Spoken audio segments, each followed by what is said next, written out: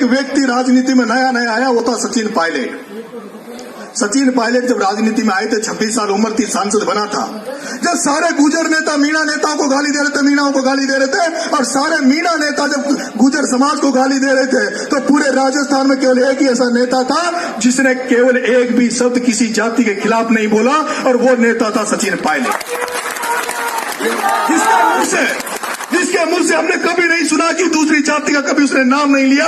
अगर कोई सभी जातियों को साथ लेके चला, तो वो 26 साल की उम्र में एक व्यक्ति, एक छात्र, एक युवा, जिसको जो सारी दुनिया भटक गई थी, जो आपस में द्वेष भावना पैदा हो गई थी, उस कंडीशन में भी सचिन पायलट ने किसी जाति के खिलाफ एक शब्द नहीं बोला। और मुझे वो दिन भी पता है, जब सचिन पायलट जब एसएमएस में घायल लोगों से मिलने गए, तो गुजर समाज के लोगों ने उसके कपड़े फाड़े थे और उसको कहा था कि सचिन पायलट तेरी जाति संकट में है, तेरी जाति के लोग मर रहे हैं और तू क्यों नहीं बोल रहा। तो सचिन पायलट ने कहा कि मैं उस परिवार में पैदा हुआ हूं, मैं उस राजेश पायलट की औलाद हूं, रमा पायलट की औलाद हूं, जो सातों जाति धर्म में चलते हैं, सातों जाति धर्म को लेकर चले।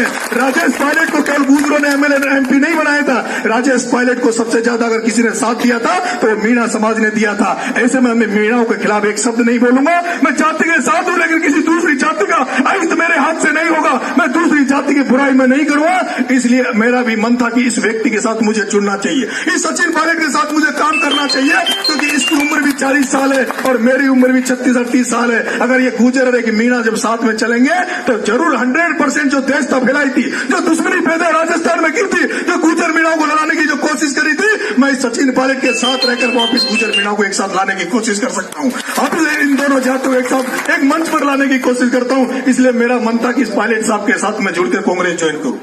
मैं जब कांग्रेस ज्वाइन करने का मैंने जब मन बनाया, तो राजनीति में आप सबको पता है, राजनीति में कोई एनर्जेटिक व्यक्ति आता, ऊर्जावान व्यक्ति आता, जब आगे बढ़ने लगता है तो उसको कोई भी पसंद नहीं करता। लोग इसलिए मारते हैं कि ये कहीं कभी मौका मिल जाए, चांस मिल जाए तो इसकी हत्या पहले कर दो। अगर कभी मौका मिल जाए तो बहुत बड़े लेवल पर जाएगा, कई संकट हो जाते हैं। ऐसे में मेरे भी बहुत लोग खिलाफत करने आ गए। पायलट साहब के पास बहुत लोग चले गए, अरे साहब इसको मत लेना, ये तो उठाए गिरा, ये तो गुंडा है, तो जाति की बात करता है, तो फलाना करता है। तब मैं माननीय आदरणीय जे.आर. खटाना जी के पास गया। किसी ने कहा कि जे.आर. खटाना जी का परिवार राजेश पायलट जी के परिवार से भी बहुत नजदीक रहा और सचिन पायलट जी के नजदीक है।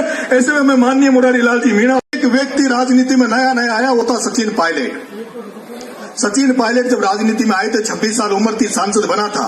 जब सारे गुजर नेता मीणा नेताओं को गाली दे रहे थे, मीणाओं को गाली दे रहे थे, और सारे मीणा नेता जब गुजर समाज को गाली दे रहे थे, तो पूरे राजस्थान में केवल एक ही ऐसा नेता था जिसने केवल एक भी शब्द किसी जाति के खिलाफ नहीं बोला, और वो नेता था सचिन पायलट। जिसके मुंह से हमने कभी नहीं सुना कि दूसरी जाति का कभी उसने नाम नहीं लिया। अगर कोई सभी जातियों को साथ लेके चला, तो वो 26 साल